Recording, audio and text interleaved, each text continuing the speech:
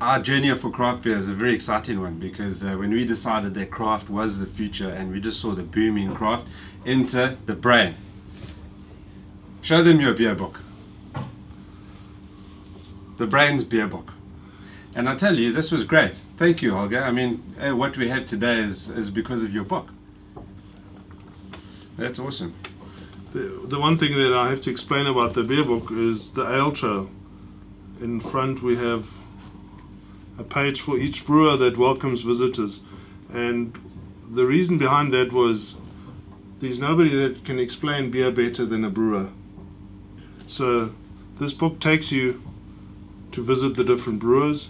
You can collect their signature and you can make little notes in the book, and at the same time you can taste fresh beer at the brewery, and the brewer can teach you about beer, and then you come back here and you buy it at your convenience. I've been selling beer for a good 20 years, and I met a whole lot of new craft brewers that all wanted me to sell their beer. So I decided to write a book, and I started looking for craft beer, for imported beer, and I found over 500 different beers. And I thought, every time I sell a book, I'm going to help that brewer sell his beer. And that's what we're about as well, because our whole ethos is to support the little guy, and every craft brewer we come across is generally a small guy that him and his family, they have a passion for beer and they brew beer. So, you know, in a way, we are supporting the little guy, which also makes us feel, I think there's a sense of honor in that as well. And, you know, getting back to basics, the guys really have a genuine love, and it's craft beer. They do it by hand. Yeah, and they like making the beer. Most of the time they don't know how to sell the beer. And the book is for sale here at Hillcrest Tops. And if you're nice, we'll throw in a craft beer map for free. Yeah. Well, it's actually been great because with your book, we've now I think I've heard lots of reports about us being the largest supplier or the largest seller of craft beer in Natal. Another thing, Holger, is that it was a rocky road to start, and that we learned pretty quickly that we actually had to invest in the infrastructure. So a lot of these guys are really out in the sticks, and that's the way that they live. You know, it's for them, it's craft beer is not just making beer, it's about a way of life for them. So what we're finding is that our distribution network had to become rock solid. So we've got that pallet in Cape Town and a pallet in Joburg, and all the guys deliver onto that pallet, and we bring the beer down chilled. Does that make a huge difference to the quality of the beer? I think it makes a huge difference to the quality of their beer, and the brewers are happy to send their beer, and then you know that's what you need. They always say treat beer like you would treat fresh milk. You know, we're finding that the quality of the beer is almost by just keeping that cold chain intact from the brewery into our cold room has a vast impact on the taste, and it's uncanny. It's just a fact of life. You know, you go and that's half of the issue. Is a lot of the guys out there. Well, I think if you have a love for craft beer, you will look after the cold chain and understand the cold chain. Those that don't, they sell their beer on, and it's not the same beer. Yeah. It can destroy a brand. It's sad. The craft brewers don't have enough manpower. They don't have enough sales rep to go and check the quality on the shelves. So it's a real big concern. And once you've had a bad craft beer, you might be scared to try another one. Do you think this craft revolution is going to disappear in a hurry? I don't think so. I heard there's at least 700 new breweries planned, or people inquiring about it, or making plans to start new breweries. So I think we're onto a good wicket here. I think so too. From everything that I see happening overseas, and especially in America and places like that we gauge our future on, it definitely is. The craft beer industry is set for a huge revival. I heard that craft beer outsold all other markets for the first time last quarter. It's just great to have you as our mentor and at Hillcrest Tops, because you know it's not an easy task getting to a beer presence like this, and at the same time supporting the little guy, and that's what we're about. So you know, thank you for your beer book. It's been great. It's been wonderful to see all these beers in one place, and that's really become a serious attraction. I sometimes come here just to wander through it and just admire all the different labels, all the different brews. It's just an awesome place to spend 5 or 10 or 20 minutes wandering through this fridge. We see a lot of our customers come into the fridge and it's almost like it's like a candy land. They will never try something they go and just buy like a whole case of something. They want to try different beers and different styles, and that I find that exciting. You know, when people start experimenting and appreciating the love for different styles of beers, I think that's where we really hit in the holy grail of beer. Yeah. And I think this is one of those places where you can really try the different styles, start with an easy drinking lager and head off to a Belgian or a stout or an IPA, and I think this is the perfect place to start. The strange thing is I've tried a lot of our beers of the world, which is on the wall behind us, but I try a lot of I get to try a lot of the South African brew as well, and I must say the standard of the South African brew sometimes, for my palate, outperform some of the brews coming in from overseas.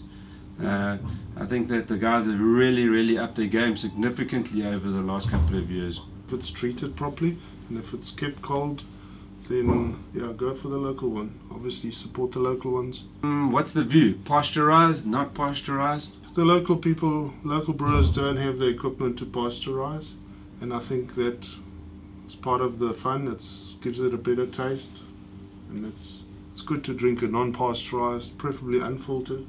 But then the supply chain has to be fairly short, or again, it's back to the supply chain. I enjoy an unpasteurized beer. It's almost like it's more authentic to my palate. Yeah. If you taste that same beer and it's pasteurized, it has a different taste. Is that true? It certainly has. It affects it. Again, if you drink pasteurized milk, or if you go into the cow shed and milk the cow, it's a different flavor. Yeah. More back to our roots, and that's a problem. It's a good beer can't take 24 hours to make. You know, this is handcrafted beer. It takes time to make. It's made the authentic way, back to basic, back to wholesome living, and that's what attracts us, certainly at Hillcrest Tops, to that. Yeah. And like you say, I don't see that whole movement going away, because it's just growing momentum for us. It's definitely growing, and I mean, wherever I travel, I see new breweries popping up. I try and collect them in my craft beer map, and the moment I publish it, it's outdated. I think every day I get an email or a Facebook message, here's a new brewery. So I think we've got our work cut out for ourselves.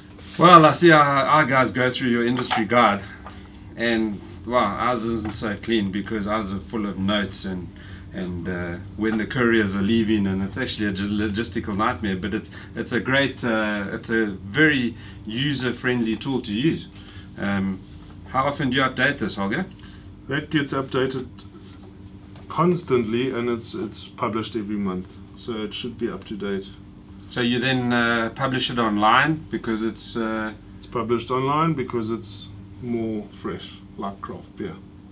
Yeah, so I suppose that if you had to go to print, it'd just be like you print one today and it's outdated by 2 weeks' time, because there's so many amendments to the book constantly. Yeah, the advantage is that you can then write in it, but we do print them on demand.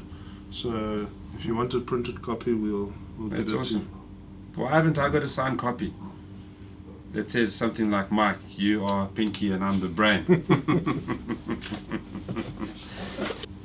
Yeah, and I see that a lot of the brewers actually give you a beer or a beer tasting or something at the brewery. So there's actually quite a win-win for the book and to visit the breweries.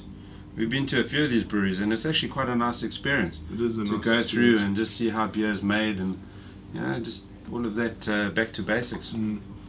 Yeah, there's nearly 80 free beers or free tastings in the book, and that's all included in the price of the beer book. So what does the future hold for Holger Meier? You're a local boy. I'm a local boy. I can get on my mountain bike and cycle to here if I have to. Can't quite walk here. My My goal is to help retailers to find more beers, and obviously to help the small brands, the small guys. There's a lot of craft gins and craft spirits coming out, so I think there's lots of work to do. Help these guys sell their stuff. Yeah, no, it's definitely an honourable cause.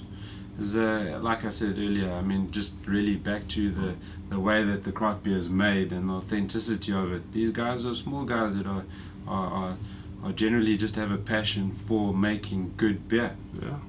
Like the monks did. Like the Isn't monks that did. isn't that where the craft beer comes from? That's where it comes from. Are there still monks making beer? They are, mainly in Belgium. I mean, the most expensive and most sought after beer comes from Belgium, from the Trappist, especially the Trappist monks. And we have a monastery here founded by Trappist monks. Unfortunately, they don't brew anymore, but they have a printing press, and that's where I printed the beer book. It's from the printing press at monastery at Marion Hill. Marion Hill Monastery. Awesome. That's a nice tie back to the whole Trappist monk story. Yeah, if you ever get the chance to visit Belgium, there's some beautiful monasteries making lovely beer. If you buy that beer here, it's 400 rand a bottle, if you can get your hands on it. So if you drink a lot of beer, it's better just to get in an aeroplane and go and taste it at the monastery. Although I believe that they're not that visitor friendly. They're not. They don't need us. I think they just brew For the love of beer. for the love of beer, and for them it's just food, I think. Yeah, feed for the soul. Food for the soul.